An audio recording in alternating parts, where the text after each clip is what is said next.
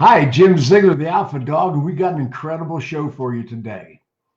My good friend, Bobbie Herron, Bees Knees Agency. We're going to talk about what's wrong with your BDC. Now, this woman is phenomenal, nationally known. She's worked with some of the premier dealerships in the country. She's an executive manager. When I talk about foremost authorities on what goes on in digital marketing in a dealership, I always turn to Bobbie Herron. So let's bring her on. Here she is. One of my best friends, one of my people, my posse, Debbie and I. How you doing? How you doing, Bobbie? I love that, the posse. That's the fantastic. Dog's posse. Okay. Well, you're up in Michigan today. You staying safe? I am staying safe. Well, we're under extreme lockdown pretty much still, so it's safe here. No hurricanes, no craziness, just a little bit of cold weather. That's about it. Okay. The subject today, what's broke about your BDC? And I know you talk to literally hundreds, if not thousands, of BDC managers, dealers. You're consulting, you're coaching, you're always, you're really hard to catch up with. So yeah, it's a little crazy. It is. So just the sheer volume of work you're doing. So let's get on with it. We got Patrick O'Brien and Lindsay Shaker in the audience. Great friends. Oh, my good friend Jay Scarron just showed up. Hi, Okay, Jay. let's talk about BDC, Business Development Center. I always wanted to call it the BCC, the Business Communication Center, because if I owned a dealership, that would be outbound calls and inbound calls. Right. And it wouldn't just be a development center. It would be a complete communication center. Well, and that's the big key to it, right? One of the things that's hard to find in training or in a dealership, and which is why I think that consulting and training on it has become so popular or even set up, is the communication aspect. It's the most important part that you can teach a BDC. Is not, it's, you see all this stuff like, how do you set an appointment? Well, when you get to the root of it, it's how do you actually communicate with the customer in the right way on the journey that they're on. And the way that vendors work these days, you have so much information in the lead sources and in your CRM that there's no excuse not to communicate the right way. Most people just don't know how, right? They don't know that if a Facebook opportunity comes in, yes, should you try to call them? Yes. But are you going to reach the customer in the way that they want if you try to text them or call them from your CRM? No, you have to be on Facebook messaging them the way that they communicated with you. They're not even paying attention to that other stuff right now. And it's a hard thing inside of a dealership for people to train on because it's so different from what they've been taught when it comes to sales. It's a completely different animal. It is totally opposite. And I can tell you 45 years in the car business, I have seen changes. I have seen paradigm shifts, and I have rolled with all of it. And I've tried to stay ahead of it. Let me ask you, Bobbie. Now, I know you've dealt with hundreds of dealerships. I met you in that battle plan in Detroit, 10 years ago? Oh, at least 10 years ago. It feels like I've known you my whole life sometimes. You've been to my home. I mean, I just absolutely adore you, and my wife adores you. So, I love her. Let's talk about all the BDCs that you visit, all the people you talk to on the phone, all the things you've observed, all the conferences you've spoken at, all the articles you've written. What's the most messed up thing that BDCs do? What's the messed up? I mean, oh, damn, what are you thinking? Tell me about that one. So generally, the biggest mistake is that they're not on the same page. The BDC and the sales team aren't on the same page. They're not ran like the same team, right? So you have sales meetings, but you don't invite the BDC, right? And you have BDC meetings, but the sales team's not there.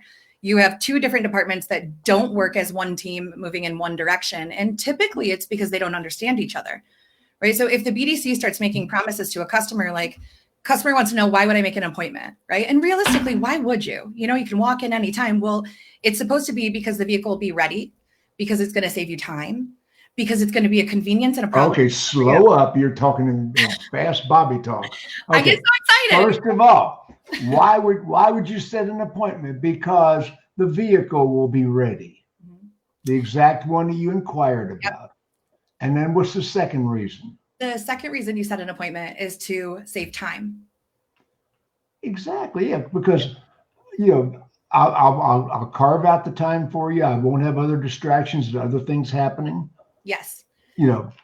So you set an appointment with a BDC agent, and really their role is to knock down the wall, right? Their role is the customer doesn't always want to talk to us as salespeople. They don't want to get involved in that. They just want an answer to a question that they couldn't find. And typically it's, is the car available? And is what I saw true? The pricing, things like that. So the BDC agent or the BDC manager gets on the phone and they start to knock down those walls that have been put up and build the relationship. And they tell them, I'm going to save you time. We're going to make sure the car is ready and that it's pulled up for you. You're not going to have to repeat yourself. You're solving a problem for the customer, which is why they agree to it. But then they show up at the dealership and the car's not ready or it's not there. They have to repeat themselves to the salesperson several times over. There is a culture war in dealerships. It's the culture war, and we're teaching. Now, I was always an executive manager. I was always one of the top managers in the dealership, if not the top guy. Oh yeah. So I could call the shots. And right. I'll tell you what, I would today give my BDC a lot more authority where the sales manager would not overrule the BDC. Yeah, or even if I owned the dealership. Even just make it where the sales manager works alongside of the BDC and the salespeople for that matter. Because you can go in and train a BDC team and a sales team on how to communicate effectively and how to give what is promised and how to do this the right way. But if every time they go to the desk, they hear the opposite or they're, we're not doing that, we're not doing this, the training, the operation setup only lasts for so long. How important is it that a car person runs the BDC? It's less important that a car person runs the BDC than it is that a communications expert runs the BDC. Okay, a communications expert runs the BDC. A BDC manager should oversee a BDC or an internet or marketing director, or if it's a sales manager that they report to, they need to be on the same page. Because when I'm a customer online looking for something and I want to buy the car and all the steps and I just want to come in and sign the paperwork, the inconvenience of waiting for a call back from sales or of getting different information or waiting for somebody to get it back to me means I now have time to search for another dealership to work with. Right. And so during COVID, we saw this a lot. I guess we didn't see it more than we did in the past. Maybe we just noticed it more on the executive level than we did in the past, where people want to be able to arrange everything prior to, and you don't have to lose money to be able to do this. You just have to know how to communicate with the customer. Exactly. See, I don't ever want to see the point where we try to totally deliver a car online. I mean, I know Carvana claims to do that, but they really don't. Right. So, like when I've been seeing some doctors recently, and I like to fill out the paperwork and have it all ready, but I really want to go see a real doctor. I don't want my video visit, Yep. No telehealth. I want somebody to put the stethoscope on me and do the whole thing. You know what I mean? So same thing with buying a car. They can do their paperwork. They can do their pre-research. We can approve them. We can do all sorts of things in advance. Yep. And get it set up. We used to tell people will pay more if they enjoy the experience, if you treat them well. The truth is people will pay more for convenience. So if I can do everything online and what you tell me matches the experience when I arrive to sell my paperwork, you're not less likely to sell me an extended service contract or to upsell an accessory. You're actually more likely because you knocked down a wall and then took me through a journey that was consistent and was honest. And it was transparent for the customer. And people will pay more for that convenience than they will for just an option on a vehicle. They'll do it all day long. So you're telling me it's still a personality business. It's a personalization business. It is. It's from operations, from setting up a BDC. And even if it's a dealership that doesn't have a BDC or doesn't want one and they're doing a hybrid situation, BDC is not the right setup for every store. The right setup for every store is to have people on the team who are empowered and have been taught how to communicate and how to make a deal properly, how to read sourcing when something comes in. Right? I'm a pretty big advocate of BDC, and I'll tell you why. You can't beat most salesmen hard enough to stay in a phone room. I'm so much less work on the keyboard. I'm so glad you said that, because here's two things I hear all the time that drive me crazy. We have to have a BDC because salespeople are lazy.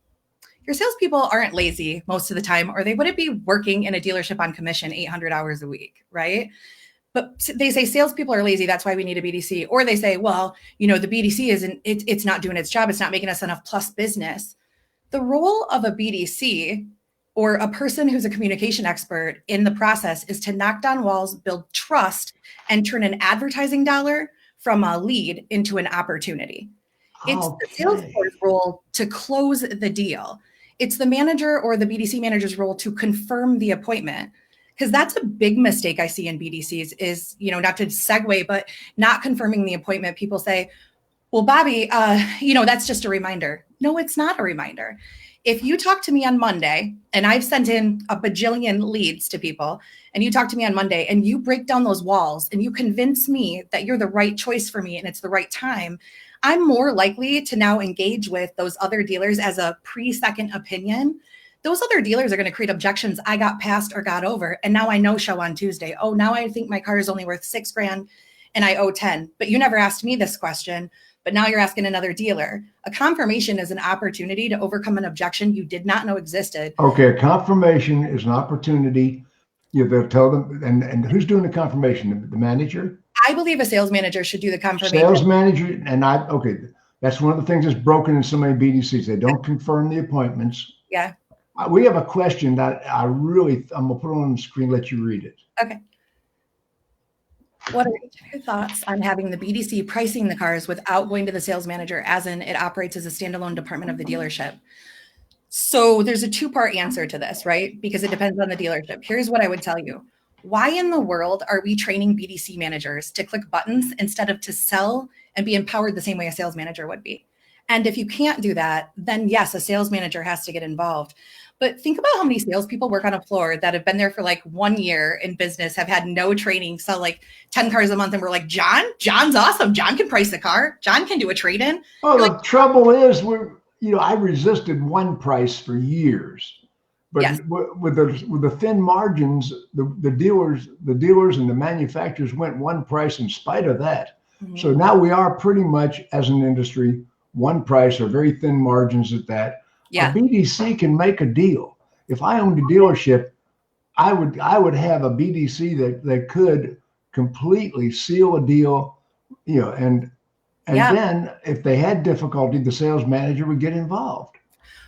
Right. And that's why we say a sales manager has to make a confirmation call, because the sales manager typically is the only person empowered in the dealership to actually overcome the objection that's brought up. And that's where we fail in BDCs. One of the ways we fail is that we don't train and give the information and empower a leader in the BDC to make decisions like that. Most customers who are calling for a price on a retail deal, they already saw the price. They saw it on your website. They saw it on your third-party websites. They saw it on 17 other places.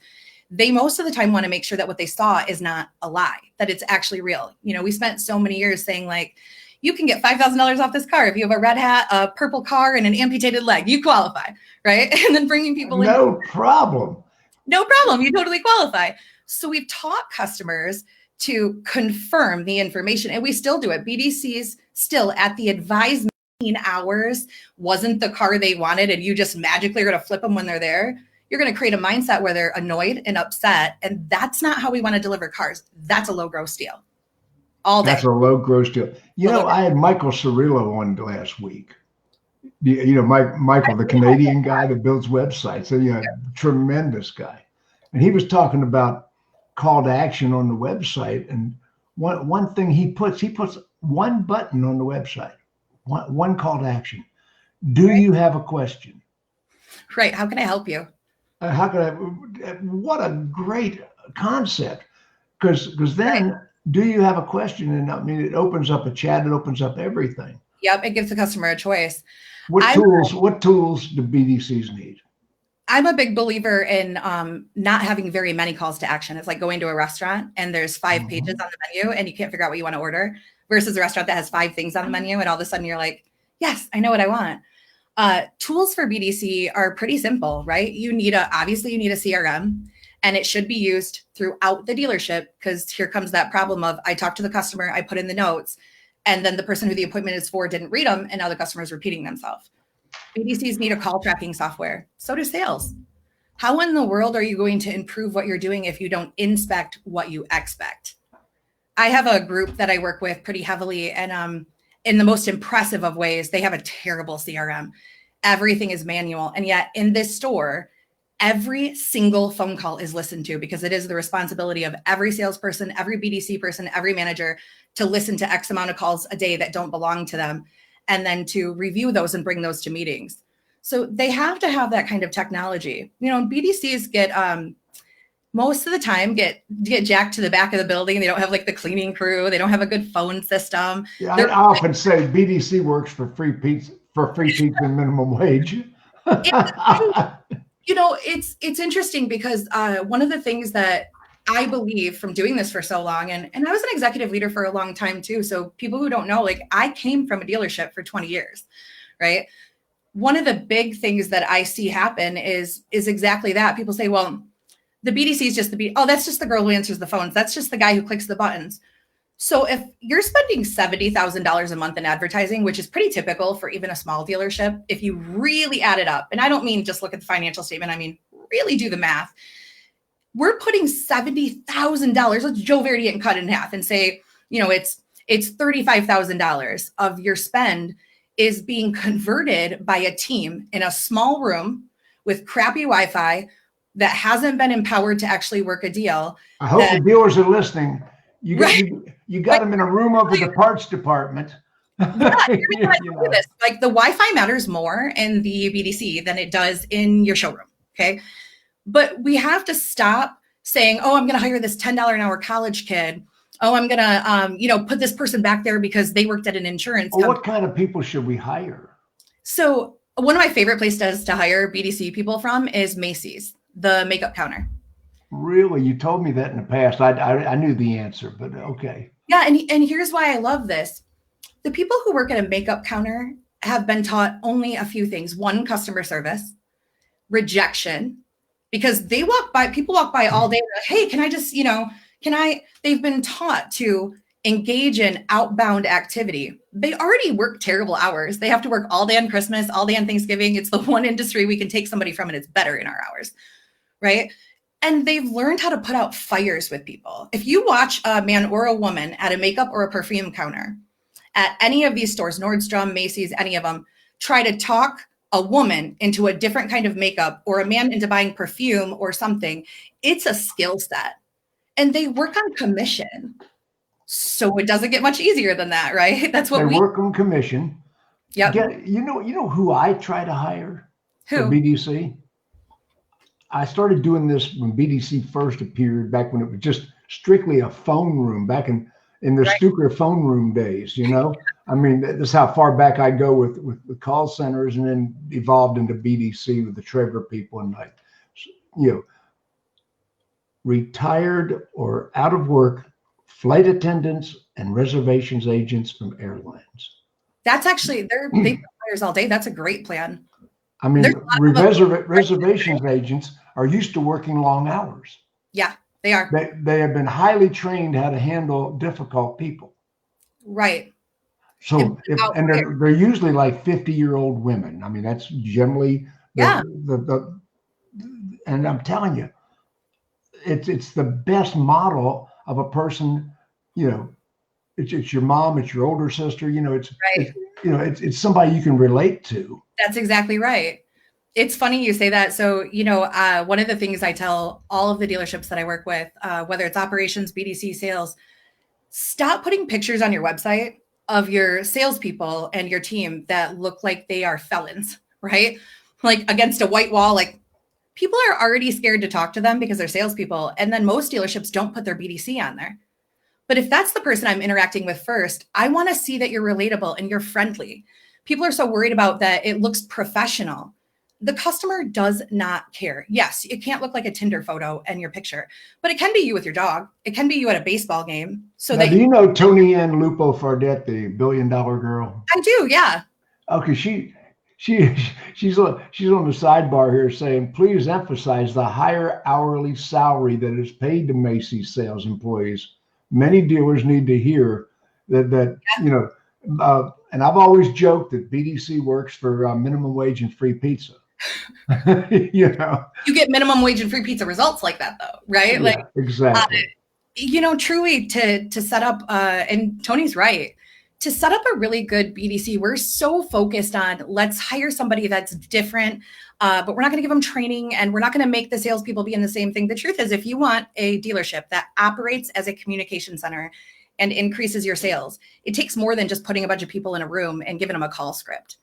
It takes creating an actual process, implementing it, using the voice of all of the managers. If I go into a dealership to create new processes, I don't go in and go, this is what we're going to do. I take them and take their voice and guide them to the right way so they own it.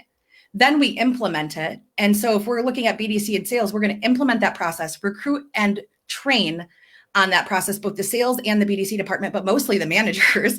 So we're all on the same page. And then we're going to establish accountability and guidelines. Right now, most dealers will call me and say, well, what should their numbers be? There's not a magic answer to this. If you talk to a trainer and they give you, especially with BDC, if they're like, you should be at this percentage, you should be at this, fire them right now. Don't hire them. It's custom to what happens in the dealership. If I'm an Acura dealership, my result is going to be different than if I'm a Honda dealership. If I'm a dealership who plays not at all in my marketing, has crappy presentation online, my CTAs are weak, my merchandising is terrible, and I'm like, well, I don't want to be the lowest price dealer, that dealer is not going to have the same expectation for numbers. We need to fix those problems and then set an expectation. We got to fix our marketing right first. I mean, sales today is not selling cars. It's marketing and appointments. It's bringing the people in. Yeah. Sales today is marketing. And if you have crappy marketing, you're going to have crappy sales. I mean, the BDC is not going to magically improve the quality of the leads. Now, in Glengarry Glen Ross, Alec Baldwin made the famous "always be closing" speech. Yeah. And Jack Lemmon jumps up and says, the leads suck. Or he did not need to say it exactly that way. The leads are terrible. Right. And Alec gave him this big lecture. There are no bad leads. Guess what? There are bad leads. Right. And well, leads have a 3% to an 18% possibility of closing, and the vendors know which ones they're selling you. So if you're buying crappy leads, and there is such a thing as crappy leads. Okay, go hit it. So imagine a world where, because the other thing we see all the time is like a marketing department or a sales manager go to a 20 group and they sign up for 10 products and they don't tell anybody, right? All of a sudden you have all these opportunities coming in, these leads coming in, and the BDC or the salespeople haven't been trained on how to communicate or to talk to that customer. It happens all the time. And yet when we start a salesperson and we actually train them, one of the first things that we teach them is what is a trade buyer? What is a payment buyer? What is a this, so you can notice it. So imagine if in a world where the BDC knew that we just got a trade pending opportunity off the website. If the BDC has gone through the website as a training module and put in a trade pending lead to see what the customer's expectation is, and then been trained on, like we train salespeople, how do you handle a trade buyer differently than you handle a payment? That goes right into some of the questions we've been asked here. Do we train BDC on product knowledge? 100%. 100% we train them on it. Do they need to know what an OEM walk around looks like? No, but neither does the salesperson. Nobody even likes to watch those. They need to know how to listen for the hot point and then communicate that back. And, like if you're in a BDC and you're not getting that training, the OEM website has it on there. In the middle of a conversation right now, without you even noticing, I could easily Google the answer to a question, looking up something for you, and have it pop up in my right-hand corner and answer it. I can also say to the customer, wow, Mrs. Jones, it seems like you've done your research. I love an educated buyer. The question that you just asked me, I'm not sure of the answer to, but I'm going to find out. It sounds like you probably already know it, right? And then I'm going to shut up and let the customer talk to me. People appreciate an expectation of transparency being set. That's why you can say, oh, I'm brand new in sales. And yet we think that people have to know everything. They need to have product knowledge, because if somebody calls me and says, does the new model offer this backup camera? I either need to know where to look for the answer, or I need to know the answer and I need to know it right now, because I'm going to call you. Be a speed typist. Right. I'm going to call you back. Doesn't work. Like it took 75 calls to get this person on the phone. They're just going to be available when you call them back. Come on now. Right. I got to tell you, it's amazing to me that there's so many dealers, they don't train their people. Mm-hmm. And we've had so many months of prosperity recently. Yeah. I mean, cars, a Toyota dealership in the last 6 months, a monkey with a note in his mouth could stand out in the middle of the lot and deliver 20 units. Selling cars. Yeah, no problem. But now the market is contracting, and all of a sudden people are panicking. All of a sudden, last couple of weeks, car sales have slowed up. Now the sales have slowed up, and all of a sudden people are panicking. Chicken little, the sky is falling. Okay, train your people. Well, and with BDC, I think the problem is a lot of times there's nobody in the dealership who's skilled at how to train those people. And because we have such a sense of asking for help or admitting that we don't know something is never looked at as a or let's look at it like it's a vulnerability and a weakness. It's not. It's a strength to say, I don't know how to teach prospecting this way, so I need to bring somebody in who does. Like my company does operations, we do process training, we do marketing, we do consulting, we do all this variance of things in all the departments. And yet BDC is the most lucrative thing that not only do we offer, we have to turn away business on all the time. And the reason for it is because there's not a person typically in the dealership who knows how to set up, cross-reference between departments, create buy-in, train, and then establish accountability for the role that both departments play in a BDC being successful. And when I had my national contract with Ford, I would go in and train a dealership on Ford's payroll. Yep. And I mean, Ford would send me in, and Ford would pay me exorbitant amounts of money to train a sales force. And then I go back a month later, and the salespersons are telling me, our managers don't do anything like what you trained. Yeah. Training is not the answer. Doing what you're trained is the answer. It's the whole spectrum. It's like, I tell dealers this all the time. If they'll say, well, can you just train the BDC? No, I will not. Do you offer scripts? No, I do not. Do you make templates? I will if the CRM makes me for a process. And yeah, we have a lot of them. But if I can teach your team the why behind something, then it sticks when I'm not there. But if I just come in and train a BDC, then the sales desk is going to undo what I taught them. They're going to undo it because there's an animosity, there's a culture war, there's a lack of respect. Yeah. And I see all of this. And like I say, if I bought a dealership, and I'm capable of doing that, if I bought a dealership, I would elevate the authority of my BDC director. My BDC director could go heads up with a sales manager anytime. I mean, my favorite GSMs to hire are people who have internet and BDC background, because this is 2020. Like, we're in the middle of a pandemic and election year. People are scared and uncertain. And I think at some point we forgot that a dealership is supposed to work as one team. Like, for people who are in a BDC now, right? You go, okay, well, that's all great, but how do I make that happen? My dealer won't listen. Or you're the dealer and you're like, I'm just not ready. Because dealers will say to me, well, I don't have the right people yet. I'm going to wait. Oh, okay. Well, we'll just keep losing business until you're ready. Like, what are you doing? This is on day one. But what ends up being really important for them is that you can, if you're in that position right now where you want an immediate training, okay, take your team into a meeting room, pull up your website and go through it as if you're the customer and have it come into the CRM. Do the trade pending or whatever you use for trade-ins. Go through and see what the customer sees. People go, Bobbie, the customer won't call me back on these leads. They're terrible. First of all, you're going to notice that when you fill in a trade-in opportunity, not one point of it tells you that somebody's going to be calling you. Not one time, right? I don't want you to call me. I only put my information in because it made me to see the report, right? So why might they not be calling you back? Well, maybe because they don't like the number they saw. So instead of saying, hey, I have great news, why don't you start with, this piece of software on our website is great, but it's not a human being. And the number could be different. It could be higher or lower. Let's just take a look at it, right?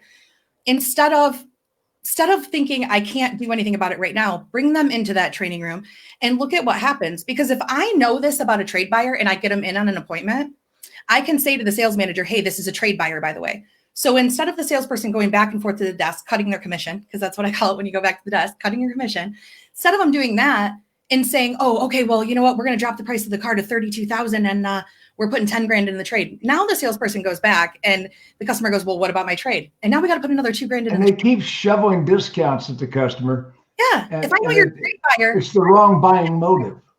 Exactly. And if I'm in a BDC and I want to know what things are like for a customer or why they're not engaging with me, I'm going to submit a pretend lead on my own time, like a mystery shop, so I can see how it comes into the CRM. I'm going to see the customer's perspective. I'm going to see the CRM, how it looks. And then I'm going to spot check a couple of the opportunities that I had in there to see what actually happened, right? You have all the time I hear people say, these trade buyers, they don't care. Oh, right. They went to your website and they filled out 17 forms to click a button because they're not serious. They're just super bored. They wanted to hang out with you. What are you talking about? They looked at a car 3 days ago, sent another opportunity in 2 days ago, another one in 1 day ago, haven't answered anything from you, and now they're evaluating their trade. That's a hot buyer. And the ones that live at the top of the funnel are as important as the ones that are coming out of the bottom if you want to fill that Ferris wheel up and keep it full. People say, oh, Bobbie, I hate hand raiser leads. I love hand raiser leads. I love event leads. I don't like an event lead. They just wanted a t-shirt. You know how they read that sign that was this big? They walked up to that car to look at it because they were interested in the car. Something about it made them interested. That was a moment of truth for them. And then they saw the sign. What I love about those customers is all the other dealerships hate them, which means if I nurture that relationship, even just using automation, and I say hello once in a while, I'm more likely to get to talk to that customer before they send in 57 leads everywhere else and start shopping prices because I knocked that wall down and cared. And are you going to get every one of them? No, but dealerships have 1,000, 1,500, 2,000 opportunities coming in now and are selling 120 cars off. 1,500 opportunities. All day long. And I'll tell you what else. Every dealership has a CRM right now that probably has 100,000 dead leads. At least. But they're not dead leads. They are human beings that live and breathe and live in your community, and you stopped working them. Yep. Maybe they bought a car somewhere else, but they're still alive. They're still breathing, and maybe they need another car. Maybe they got a relative. You're not working those people. You know, 50% of the people in the service department didn't buy the car from you. Well, it's like, I don't understand this part. And I get really frustrated in dealerships with this all the time. I started selling cars when we didn't have a CRM. We had a Rolodex. And we only had opportunities when they walked into the dealership or when they called into the dealership or when we went to a restaurant and handed out our business card or to a gas station. If you would have given me 1,500 opportunities in a month back then, the appreciation level would be huge. And now it's like, oh, you don't want to say hello to a customer that just got moved over to you? Somebody just sold you their Rolodex. I remember when I started, my mentor, Bill Denby, when I started, he was like 86. He hated me because I was young and brand new. He wasn't going to talk to me forever. I watched him sell his book of business, his actual book of business, for over $4,000 to another salesperson. And we put in opportunities and we move people over and people are like, well, wow, I'm not going to answer that. And the truth is, I don't believe that people don't want to answer it. I believe they don't know what to say or how to say it, so they skip it. That's why people fake phone calls. You're never going to convince me that a salesperson who sells 20 cars a month or even 10 that comes to work every day doesn't want to earn a commission. That's not why they dismiss phone calls. They do things like that because they either don't understand why they should do it or how they should do it or how it makes them money. And that's where BDCs can come in and be so successful with this. If I have somebody in a BDC who's great on the phone and a super charmer and can knock down walls and get people to answer, I want that person to focus on a specific lead type. I hate that word. Specific lead type, right? If you're great with trading customers, that's who I want you focused on. I'm out on this whole round robin, make it fair crap. What is your skill set and what can I match it to? And let me make you awesome at that instead of trying to do everything globally. Bobbie, you just said something to trade-in customers. You got to really get the customer's actual motive. Most customers, the overwhelming majority of customers, into the 90s of percentages, are payment buyers. They really don't care about the trade. The trade is a smokescreen to get a lower payment. Right. I mean, so the payment is and even your Highline customers who are leasing, and well, Mr. Ziegler, they're paying cash. No, they're not. Yeah. They borrowed their money against their own money. They did something. Yeah. I bought all my cars for cash, but it was against my line of credit with my big money market account against my stocks. Wealthy people still borrow the money. So payment is the motivator that most people have. And you think they're a price buyer, you think they're a trade buyer, and it all boils down to how much they pay a month. Now, Bobbie, I call this 5 or 6 things that your BDC is broken. I really wanted to call it "Why Your BDC Sucks," but I didn't want to put that on the internet. So, why your BDC sucks. I mean, okay, how about chat and tools and some of the things people are using? Tell me about all that. So I try to break this into different categories, right? We have the customer that occurs before we talk to them. That's the customer on our website. It's the customer looking at our vehicles. We have to convert that customer first by using marketing techniques and calls to action. Things like having chat available, having text available, using a really great AI software. If your people aren't great at chat, it's okay, right?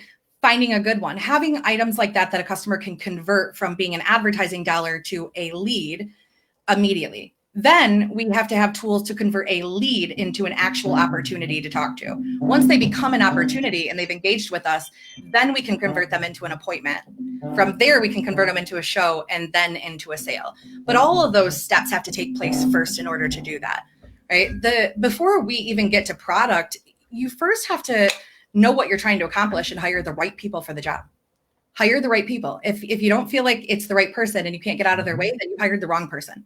That's what happened, right? Set up a strategy in a department. This isn't sales where we just go, I had John come in the door and he's real charming and he's real great. And I think that he's going to do great on the sales floor and I can train him and boom, we're good.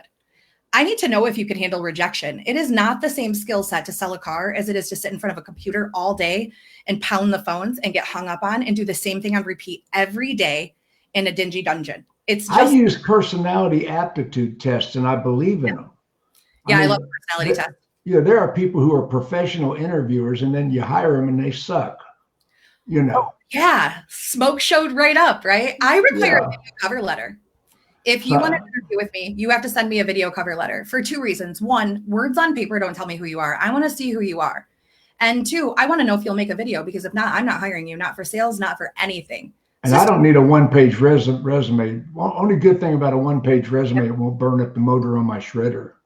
I love printing these, but that's part of it, right? And then you think about after you've hired somebody, how do you make it successful? Well, you have to have KPIs in line. You have to have the right CRM. I'm a huge fan of Vin Solutions. That's no surprise to anybody. Does it crash sometimes? Yes. Do I wish it didn't? Yes. But can I customize it for free to the granular level so that when I'm not standing behind your team, they know what to do? Absolutely. Huge fan of Drive. I love Drive in their AI program. Those tools are massively important in order to do this. I have to remember that it's got to be a good CRM. I'm not as much a fan of Vin as you are, but you guys count on them to crash at the end of the month when you most need them. But Drive, on the other hand, I love Drive. Live with Drive, I love it, and it's eLeads is not a bad system either. See, I'll say this carefully. I'm not a fan of eLeads, but here's why. You cannot create granular processes inside of the CRM to stand behind your people when they're not looking. I can't say, hey, if this is a trade pending, I don't want you to follow the whole regular thing you do. I want you to do this. If this is a Facebook marketplace lead, which is different than a Facebook advertising lead. One is just, I drove past your showroom and I got to click 6 buttons. Is it available? Is it not? One is an actual engagement. I want to be able to set it up so that you follow a process differently for both of those. And people freak out when I say process because it sounds like such a dirty, complicated word. Like, oh, she's process.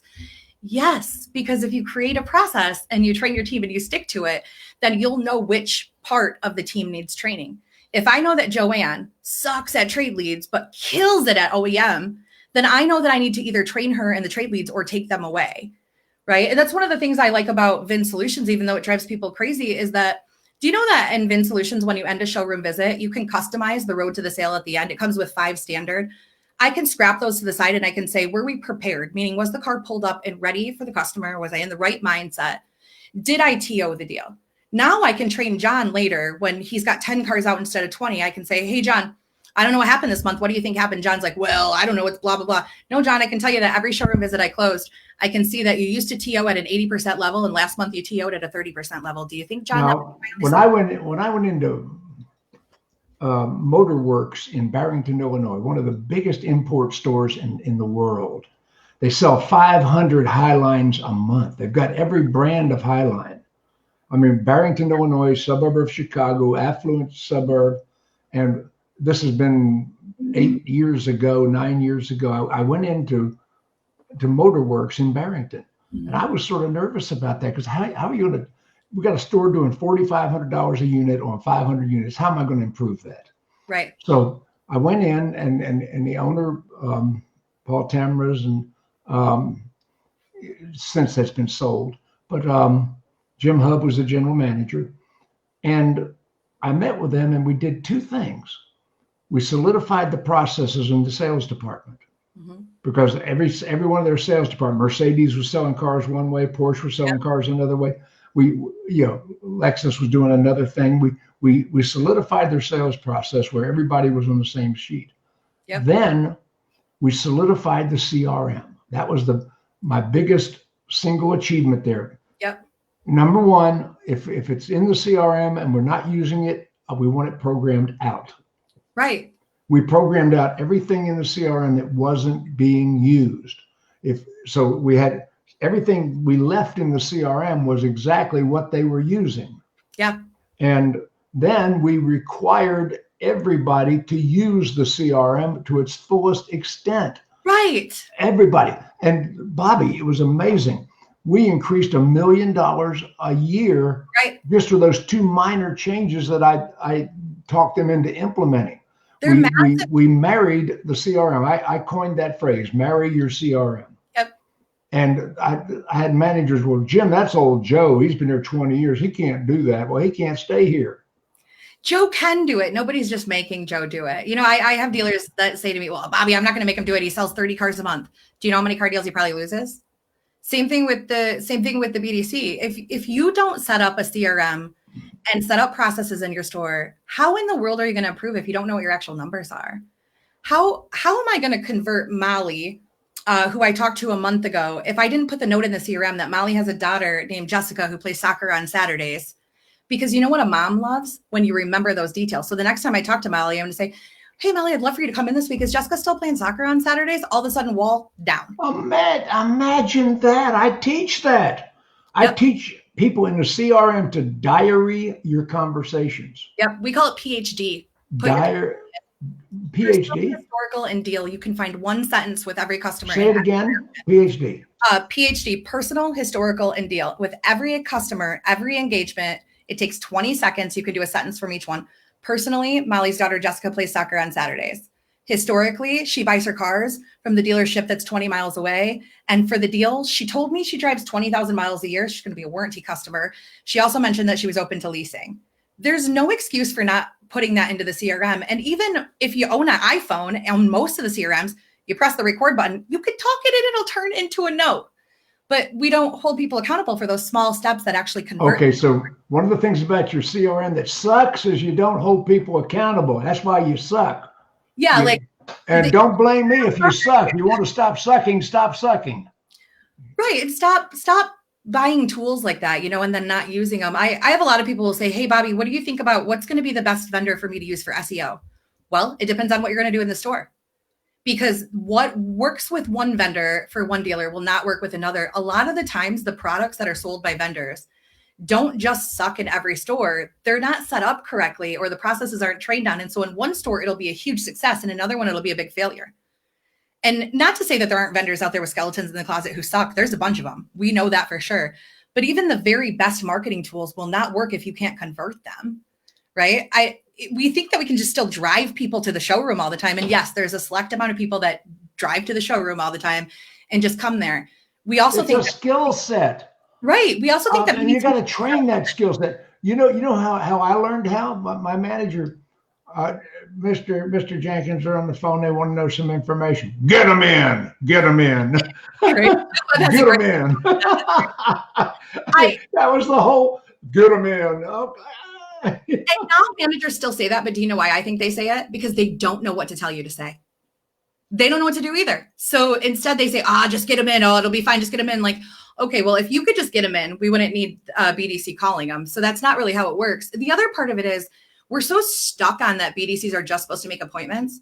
Do you know how many people will walk in and buy a car from you, not because they made an appointment, but because you answered their questions? The role of a BDC or a salesperson working leads on the floor needs to also be to just help the customer when they call, even if they don't set an appointment. Because I'm not a customer who's going to set an appointment with you. I promise. You've taught me that the car is not going to be there when I get there. I'm not going to save any time, but I want to get the information from you so I can decide if I want to come into the dealership or not. I'm just going to probably show up, right? That doesn't mean that the BDC did not have a hand in the conversion of getting me to come there. But if you don't have call tracking and you're not using the CRM properly, you'll never know that. I love diary your conversations. Yep. I mean, when I was selling and when I was a manager, and I set records. I mean, and this was low technology sales too. I mean, I would call somebody up, and I still to this day do it. I'll be talking to a dealer, and dealers are my clients, and I'll be talking to a dealer I talked to 8 months ago. Yep. Hey, Fred, Jim Ziegler.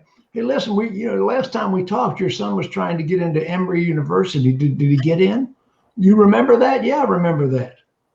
And because I've got it in my diary in front of me. Yep. If they're telling me their kid's graduating from Wolfson High School in 2023, I put that in my diary. Absolutely. And I will send the kids something in 2023 in May, just before they graduate. Well, it's basic, right? People care about you when you care about them, whether you're recruiting, whether it's a customer, whether it's a person on your team. If you listen to people, they will tell you how to sell them. They will also share personal facts with you that if you care enough about to write them down or to diary them or to put them in the CRM, then you can utilize that in the conversation later. That's not a negative thing. It's considerate. If somebody else picking up the account can also, we want a record of what transpired. Yeah, I want to know what happened. If I've got to save a deal, if I've got to do anything. And I find with a lot of the new people, I do a lot of sales training in dealerships. And so, or operations, we do a lot of leadership training too. And when I go in and I say, why don't you put your notes in? Well, it doesn't matter. We talk about it and save a deal. Oh, really? Because you're going to remember in 2 months when that customer who has a 180-day buying cycle decides to come in, you're going to remember those details about the customer, or somebody can pick up at any point. No, you're not. You're not. You're not going to do that. Bobbie, one thing people have been asking me, and I do not do pay plans. Right. I don't do pay plans. Because people always get mad at you. Oh, there's Ziegler. He's going to come here and change our pay plan. So I always made it clear I don't do pay plans. That, and people are asking me about BDC pay plans. I know they work for actually more than minimum wage and free pizza, but still, yeah. I love pay plans. I say on stages all the time, people get mad at me like, right, I'm not a good fit for everybody because I'm super direct about stuff. Stop going to 20 groups. And stop going on Facebook and being like, what's your pay plan? And then trying to copy it. Pay plans are supposed to be written to motivate the person that they're written for and to achieve the strategy that is the goal of the dealership in that department. Let me make a statement. A pay plan is a job description. Right. Right. Do you always hear people say, they're working their pay plan? Yeah, that's what they're supposed to do. That's why we write. F&I does it better than anybody in the dealership. Oh, yeah. F&I was my favorite position. I did it for years and I loved it. I love it intangible. Right. The thing with pay plans, though, for BDC is there's a couple basics that need to go in there. But the truth is, I'm a big believer in stair-step pay plans. I don't think pay plans are supposed to be written for 10 years. I think that pay plans should be written for a 6-month or an annual renewal that's looked at during a one-on-one and a conversation is had based on the skill set, the effort, and what you've achieved during that time. Am I going to pay somebody a higher amount of money to bring in an equity opportunity that they worked off the service drive than I am a customer who was on the website or a phone call? All day long I am.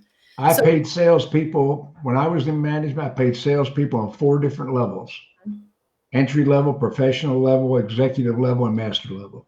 Yeah. Are you willing to put the work in? That's what a pay plan is. And if I'm a person who's not motivated by money and I'm motivated by time off, then instead of giving you $1,000 bonus as the top tier bonus in a pay plan, I'm going to give you a Tuesday off. How did I pick Tuesday? It's the least busy day for the BDC. And that's going to be the day. If you're a person who is motivated by team performance and you're motivated not by money, but by action, like say I have 5 kids, right? Or 3 kids. Any parent who has more than 1 kid puts things in the cart and puts them back before they get out of the store. What is the number one reason people leave car dealerships? Not money, not management. It's time. Their spouse pressure because of their hours. So funny fact for you guys who are listening, I like home interviews. And I was taught this as an executive leader at Garber. We used to follow Bob King. And one of the things we did was the final interview for an executive manager in any dealership was a home interview. So the first time when I was applying and getting hired, I was like, a home interview? Like, what are they looking for? I threatened my kids, like, you better behave. I went and bought a pie and stuck in the oven so it would remind them of warm times, right? And I'm like, what are they looking for? It turns out that what they were trying to accomplish was a conversation with the spouse about insurance hours that didn't feel that way, to make sure that everybody was on the same page. Because that Ed Bozarth in Denver, and Ed spent several $1 million with me through the years. I mean, he was my biggest client through the years. 5 dealerships, 3 states. You know, Ed would always interview the spouse, and schedule a spousal, and they had a video. And the video was basically, I started out as a salesman here. Now I'm a general manager. This is my family. And they would go to the general manager's home and show their lifestyle and what you could do as a benefit of working at Bozarth Chevrolet, one of the classiest operations in the world. So I believe in what you are saying. I believe that if you do that, then you eliminate some of the issue where something wasn't communicated appropriately, and it doesn't become a problem. But you think about this in a dealership, because this plays right into it. And I feel like I can't stress this enough. If every time somebody in your dealership needs to go to a parent teacher conference or wants to hit a soccer game or whatever, if it's a big problem every single time, and then it's a big problem at home that they didn't attend to any of that stuff, how in the world do you expect somebody who's having issues at home come into work and give you 100%? You cannot possibly expect that to happen. If every time I go home, I'm in trouble and I have to have an argument to come back and do my job. Does that contribute to why your BDC sucks? Oh, yeah. Okay. Yeah. I mean, listen, the thing with the BDC is, first of all, you all have the hours jacked up. I'll guarantee that 99% of you do not have your BDC staffed correctly. Because unless you are looking at the dates and times, and Vin does this, Drive you can request it from, eLeads won't do it, but you can ask any CRM. I want to know when the majority of my opportunities come in, what day and what hours. You're going to be shocked to find that most of the time that people shop online is not the same hours as you're open. But we staff a BDC that way because we go, well, this is our open time. Not the same customer point, guys. They're not at the same point. I also don't care if Monica, who's worked for me for a year, who is committed and does a good job in the BDC, wants to go to her kid's soccer game. I don't care. Because if Monica goes to her kid's soccer game, she can ghost leads from there, or she needs to make sure somebody has coverage. We do this in restaurants all the time. If it's 11 o'clock in the morning and somebody needs to go to a doctor's appointment and we're like, well, you can't leave work on a Tuesday at 11. Bull crap, you can't, because Tuesdays at 11 are like the least busy time. Good, schedule that appointment right now. I guarantee there's very few dealerships watching this or in general that could tell you off the top of their head, which is a shame, at what day and what time do the majority of the opportunities come in? When do most of your opportunities come in? Are you covered? What about an off-site remote BDC for bad hours? Yeah, it's same. You can hire that in. I have a dealership right now that you guys are going to think this is crazy, but we needed an immediate solution. It's not perfect, but it worked. We lost half the sales team during COVID at one of the dealerships. We hired an after-hours company that handles doctor's offices. Really? Doctor's offices? Super cheap. Yep. Cost us $600 a month. Is way less expensive. And the customer feels like they got something. And we set a time to be able to call them back. Now, is that ideal? No, it's a workaround. But the truth is, like, customers want to shop when they want to shop, and they want questions answered when they want them answered. So if you take your BDC and you teach them how to communicate with the customer, how to learn the sourcing and what it means, what to say at that time, and what method to communicate with them in, even if it's 10 o'clock at night, you've got a better chance. I guarantee you your competitor is not at 10 o'clock at night answering a Facebook opportunity online. Why aren't you? Because the dealership isn't open? Why are you hiring a third shift person to answer this stuff? You know, the majority of opportunities come in between 8 p.m. and 6 a.m. Why in the world are we staffing full staff during the day? Because that's what we know how to do, right? Well, we can't have the BDC only work 4 days a week. Why not? I'm paying them on commission. I don't care if that's the case, because you lose good people in the dealership because we're not willing to compromise on old school stuff. We're not willing to just say, it's okay if this person has a 5-day work week. It's okay. You know, I can present to new BDC people and new salespeople 2 options. Here's a pay plan that comes with a 5-day work week. Here's a pay plan that comes with a 6-day work week and these hours. Let's go over them both together. You can choose which one is better for you. And at the 6-month mark, we'll review it again. That's the only time it can be changed. When I got in the car business, I was on the B team. Dealerships open, be here. Most of us were, but that's why we look at it like that now. Yeah.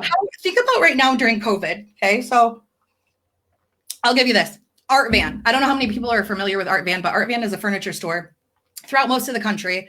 They work a bajillion hours a week. They literally work on commission. It's a hard road. They're always having a clearance, always having a sale. They started going out of business like 5 months ago, 6 months ago. Lori Foster reaches out to me and says, hey, I want to help these people get into sales. So she plans this whole event, and then COVID happens and it gets put to the wayside. There are thousands of people who have spent years and years and years working in these furniture stores, learning how to talk to people, how to engage, using a CRM, working on commission, that are available right now. But guess what? Half of them have kids who are being homeschooled right now. So they also can't go into a regular sales job because we're like, you got to work 100 hours. Why wouldn't you let somebody work on 100% commission 4 days a week during the hours that they're actually available, and then hire another person for those other hours? And we go, well, can't flood the floor. That's old school. I can't have somebody work 4 days a week. Why You're can't flooding the floor? Yeah, like I'm paying you on commission. Why is it such a big deal? If you want to hire, recruit, and retain, not just women, not just because that used to be a big part of it, but people who are right now homeschooling and don't have a babysitter, who can't send their kids away, who have no choice. There are great people sitting at home right now wishing they could come work for you. But guess what? They're available from 4 o'clock at night until 10 o'clock at night because the other parent or the other partner is at work during the day. And we go, well, what will we have them do? Whoa. BDC. What a great idea. Why not? We are so stuck in this mentality. What and about chat and text? Right. Imagine just for a minute that we have somebody who's been raised to communicate using text, also is charming, and I can teach them how to, or anybody can teach them how to get a customer to engage with them by knowing the sourcing and whatnot. Imagine opt in. Absolutely opt in. Now there's a couple texting companies out there. Be careful. There's one texting company that delivered 1,600 leads, and they sold 3 cars. I'm talking about the bottom feeders of the bottom feeders. But they were so proud of us. Look how many opportunities we gave the dealership. Well, four of them together wouldn't make a cosigner. Well, and shame on them for not saying to the dealership when they sold them the product, this is new vendors do this, and it's a big mistake. We help vendors talk to dealers all the time.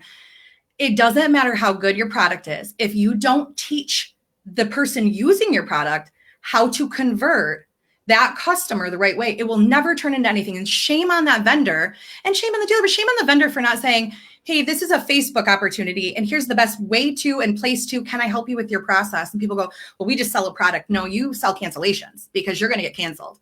It doesn't matter how good your product is. You will get canceled if you're not the right fit, or you don't teach the dealer, including their people, how to do it. And how hard is that, right? Bobbie, how many unanswered emails are in your email box right now? In mine, I'll show you guys. Okay, let's see. Including my junk mail right now, and we've been on the phone for a little while, and we were on it before. There are 42 red dots. 42 emails. How many unanswered texts are in your phone? 2, and they're from during this call. Okay, so in other words, people answer their texts, they don't answer their emails. No, and to make it real clear, it wouldn't be 42 except for Chelsea answers my emails for me and checks them because I hate email. I despise it. Does that mean that I don't think you should send an email to a customer when they send in an opportunity? No, I think you call first, you text, and then you send an email. Now I'm talking standard opportunities, not like Facebook or whatever. And why I is get it so much spam in my email nowadays? You know, it's they want to increase my physical enhancement. I want to know who my wife's talking to. We're working on that.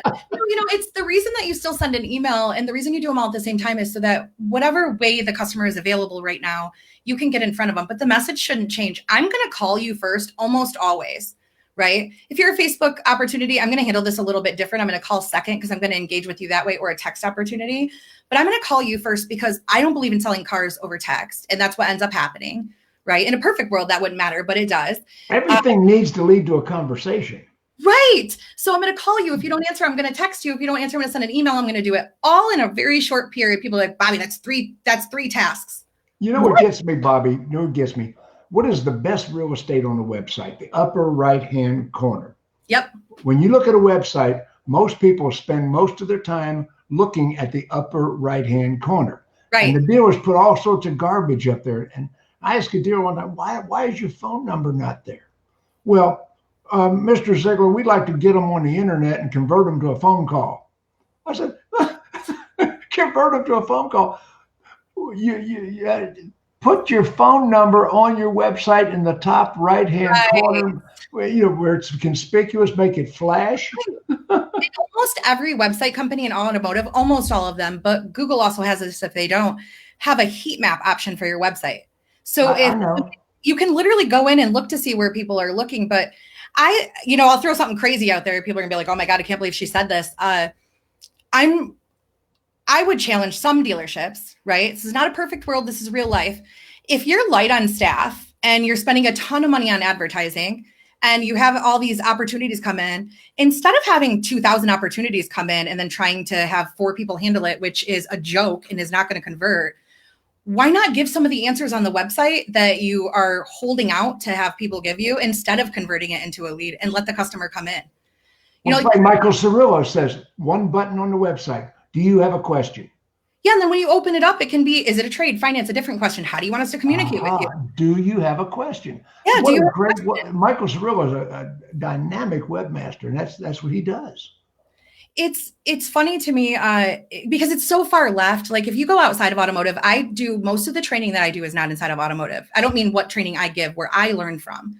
Most of it is outside of automotive, and a lot of times it's real estate because they're geniuses when it comes to handling opportunities. Right. They are on top of it. I've never heard somebody buy a house and then later go, oh, that realtor took advantage of me. My furnace doesn't work. What? No, they don't do that. But you let us sell a car. The customer robbed us in the showroom. We had to go back to the desk 7 times and they're like, I can't believe they took advantage of me. They've gotten this worked out pretty well when it comes to interacting with a customer, right? Furniture and jewelry are marked up 300%. Yeah. So nobody jumps on the jewelry stores and the furniture stores. It's us with our little 3%, 5% markup, trying to apologize like we're criminals. You know what? It's so crazy to me is this, think about, I teach this a lot in training. Think about the last time anybody listening, you bought a house or somebody you knew bought a house. Your realtor was either the person you saw on the first sign, a person who was recommended to you, or a realtor you used in the past. And you usually only fire a realtor if they super screw up. As a matter of fact, you do all the research and send it to them to show you, right? Instead of just calling the owner. Yeah. And part of it is because realtors don't act like jerks about split deals. They don't care. It doesn't matter to me if it's my listing or not. I'll still show it to you. But in automotive, we have this tendency to treat it like it's different. And then the customer has to witness it. They're in the showroom and it's like, oh, that was my customer. Stop being such a jerk about it. What we've done is we've taught customers that it's different. It's not different. My last realtor made $30,000 on my sale. I sent her a bottle of wine thanking her. And then I thought, what in the world? We make a $1,500 on a car deal and people are like, oh, they took advantage of me. We've taught them. Exactly. And it's inconvenient. But you know what a realtor will do? Your realtor will never say, I'll find you the house and then not call you back. We do that all the time. My gosh. Kid, we have been on for 63 minutes and we just started.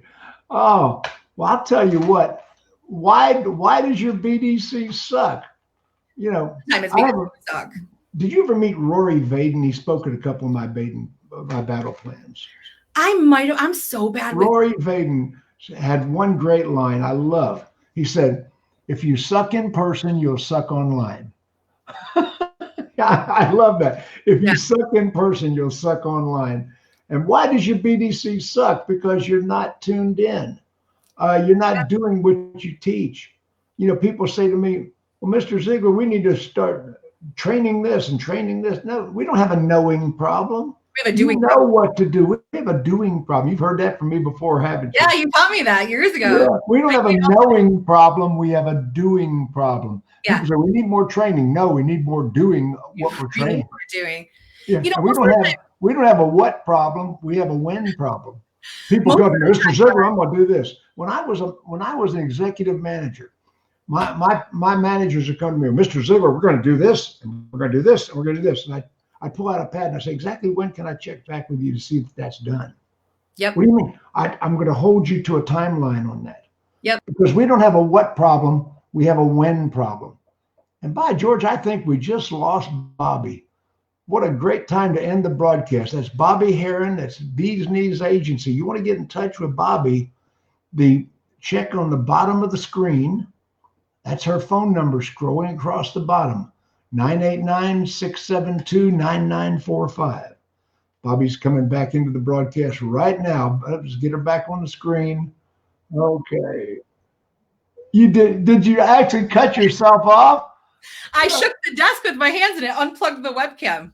Oh no. Technology. Terrible. Well, we're wrapping up the broadcast. Bobbie Herron, Bees Knees Agency, phone number 989-672-9945. It's scrolling across the bottom. Let me ask you, Bobbie, how can I get in touch with you? What's your website? It's the beeskneesagency.com. Okay. And if you just Google my name, even it comes right up, but it's all listed right on my Facebook page, and our Facebook profile for the Bees Knees Agency has all the information on it as well. But the best thing to do is to text me.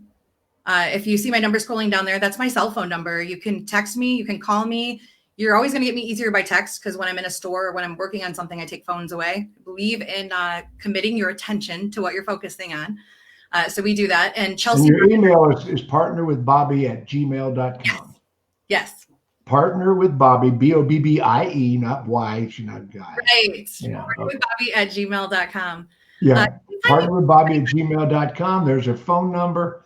I'll tell you what, if your BDC sucks, you can fix it yourself. If you want to really fix it a little quicker, give Bobbie a call. She is the best there is at what she does. Thank you. I mean, she's absolutely phenomenal. Get on the sidebar, share this broadcast. Hit the share button, because the replays are where we pick up the big audience. Yeah. Yeah, I mean, pick up a mammoth audience. People need to hear this message. Bobbie, have a great, great day, kid. Thank you so much, guys. Have an awesome day.